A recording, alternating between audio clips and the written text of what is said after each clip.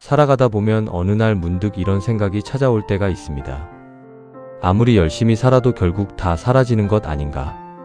이렇게 버티며 사는 게 무슨 의미가 있는 건가? 그 물음이 낯설지 않은 분들께 오늘 이 이야기를 드리고 싶습니다. 인간은 부조리 속에서도 반항해야 한다. 20세기 프랑스 작가이자 철학자 알베르 카미가 남긴 말입니다. 삶의 무의미함을 누구보다 깊이 들여다본 사람이 그럼에도 살아야 한다고, 아니 살아내야 한다고 말한 사람입니다. 오늘은 그 말이 어디서 왔는지, 그리고 지금 우리 삶에 어떻게 닿는지를 천천히 풀어보겠습니다.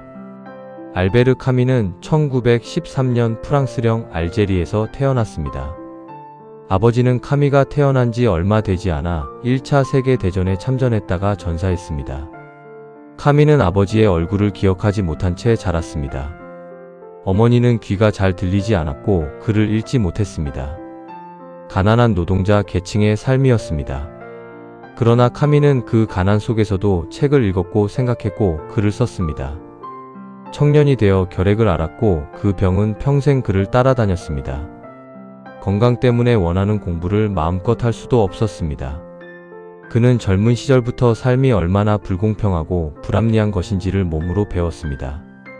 2차 세계대전 중에는 프랑스 레지스탕스 활동에 가담했습니다. 나치 독일의 점령 아래서 지하 신문을 만들며 저항했습니다. 전쟁이 끝난 뒤에는 소설과 에세이로 유럽 지성계의 주목을 받았습니다.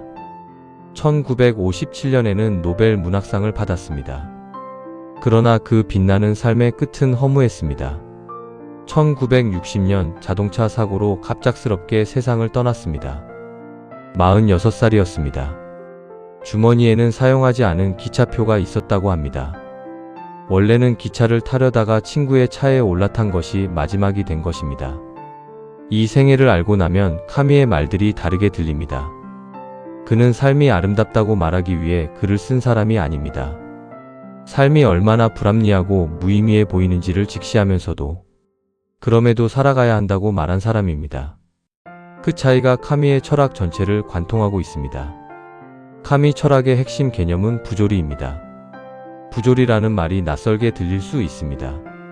그러나 그 의미는 사실 우리가 살면서 수없이 느껴온 감각과 맞닿아 있습니다. 인간은 삶에서 의미를 찾고 싶어 합니다. 왜 사는지, 무엇을 위해 사는지를 알고 싶어 합니다. 그런데 세상은 그 질문에 답해주지 않습니다. 아무리 열심히 살아도, 아무리 착하게 살아도 세상은 공평하지 않고 삶은 설명되지 않으며 죽음은 모든 것을 가져가 버립니다. 카미는 이 간극, 의미를 원하는 인간과 침묵하는 세상 사이의 간극을 부조리라고 불렀습니다. 이 개념을 이해하면 카미의 대표작 이방인을 다시 볼 수 있게 됩니다. 소설의 주인공 메르소는 어머니가 돌아가셔도 눈물을 흘리지 않습니다. 사람을 죽이고도 담담합니다. 사람들은 그를 이해할 수 없는 괴물로 봅니다. 그런데 카미는 그를 통해 묻고 있었습니다. 우리가 당연하게 따르고 있는 사회의 규칙들, 감정을 표현해야 한다는 규범, 삶에 의미가 있어야 한다는 믿음, 이것들이 정말 절대적인 진실인가? 아니면 우리가 불안을 달래기 위해 만들어낸 약속들인가? 카미는 그 질문을 통해 삶의 의미가 주어지는 것이 아니라는 것을 말하고 싶었습니다. 삶은 스스로 의미를 설명해주지 않습니다. 그 사실을 인정하는 것이 부조리를 직시하는 것입니다. 그렇다면 카미는 삶이 무의미하다고 결론 내렸을까요? 그렇지 않습니다. 바로 여기서 그의 철학이 단순한 허무주의와 갈라섭니다. 카미는 시지프 신화라는 에세이에서 이렇게 썼습니다. 시지프를 행복한 사람으로 상상해야 한다. 시지프는 그리스 신화에 나오는 인물입니다. 신들에게 벌을 받아 거대한 바위를 산 위로 밀어올리는 형벌을 받습니다. 그런데 그 바위는 꼭대기에 도달하면 다시 아래로 굴러떨어집니다. 시지프는 다시 내려가 바위를 밀어올립니다. 영원히 반복됩니다. 끝이 없고 의미도 없어 보이는 노동입니다.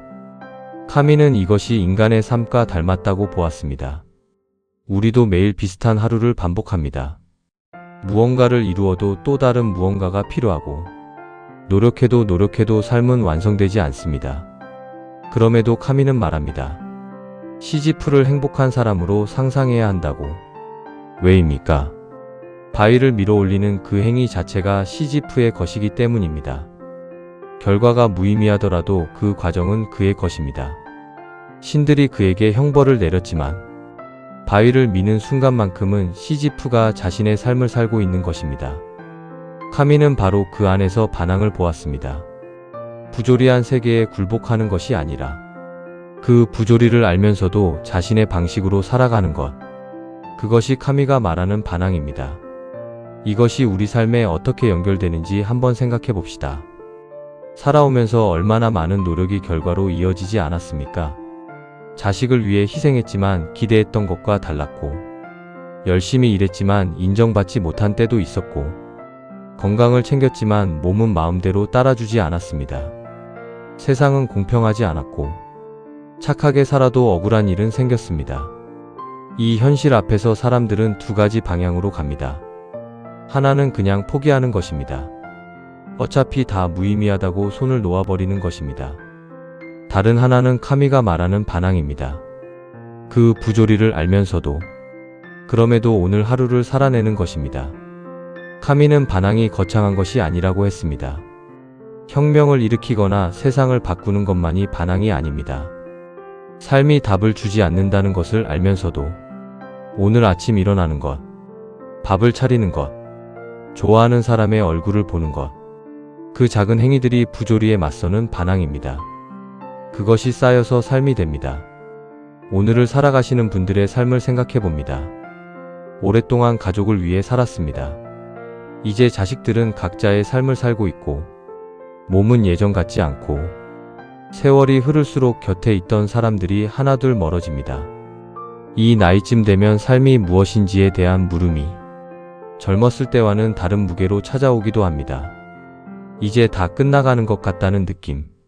내가 살아온 것들이 무슨 의미가 있었는지 모르겠다는 느낌. 카미는 그 느낌이 사실일 수 있다고 말합니다.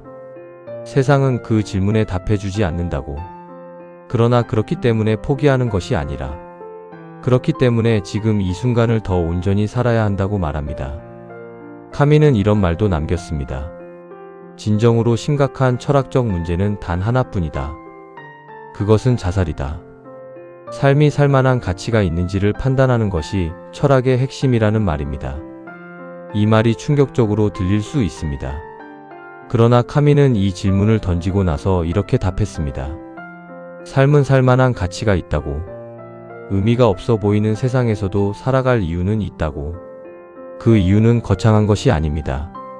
지금 이 순간 느끼는 햇살의 따뜻함, 오랫동안 알고 지낸 사람과 나누는 대화, 익숙한 음식의 맛, 아무 이유 없이 좋은 날의 공기.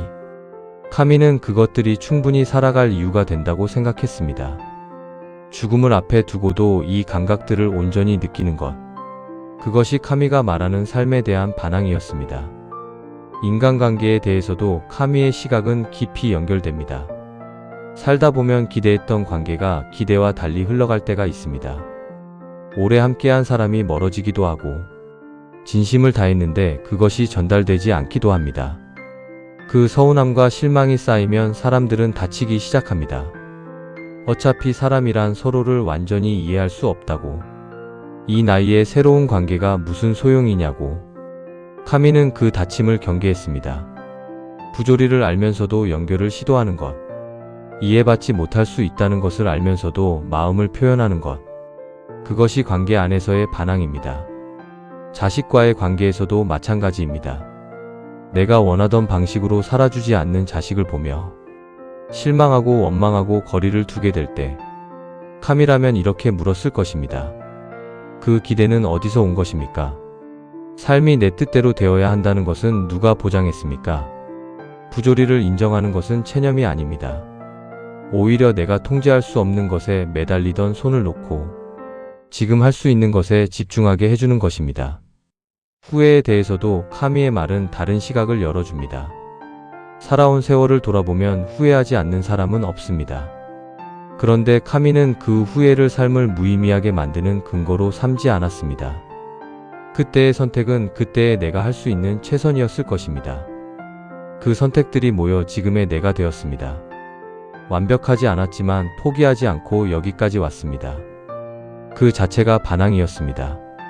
세상이 주는 부조리 앞에서 무너지지 않고 살아낸 것. 그것이 카미가 가장 높이 평가한 삶의 방식입니다. 카미는 46이라는 젊은 나이에 갑자기 세상을 떠났습니다. 많은 것을 더 쓰고 더 생각하고 더 살 수 있었을 사람이었습니다. 그러나 그가 남긴 말들은 그가 살아낸 시간의 밀도를 보여줍니다. 짧게 살았지만 깊이 살았습니다. 부조리를 알면서도 삶을 사랑했습니다. 그것이 카미가 온몸으로 보여준 반항이었습니다. 카미는 이런 말을 남기기도 했습니다.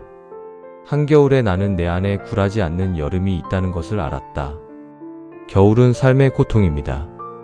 추위입니다. 어둠입니다. 그러나 그 안에 여름이 있다고 했습니다.